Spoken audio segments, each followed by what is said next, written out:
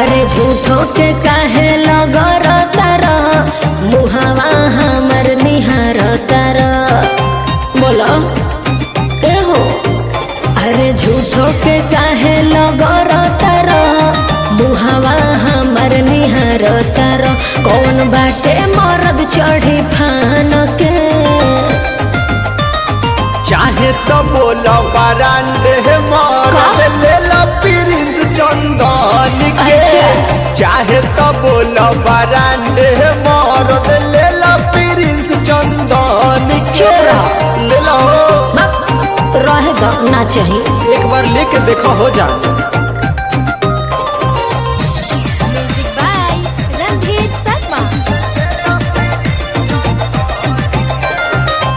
केतना ही आइले बाबू केतना ही गइले आज ले न सोनी जी के कहियो तू खइले। ये का कहता जो तू सुना तारे ना हो काहे हो।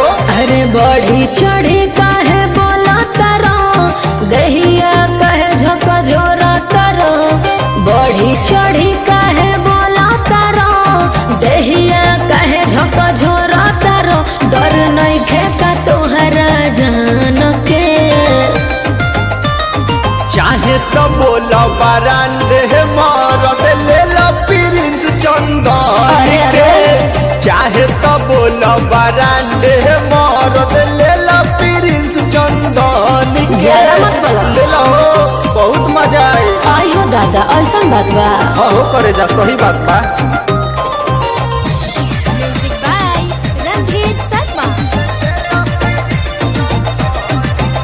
अरे धार के चाहे लो हमके आंकवा रहो प्रिंस चंदन के जोड़ी बड़ी बड़ी यार हो।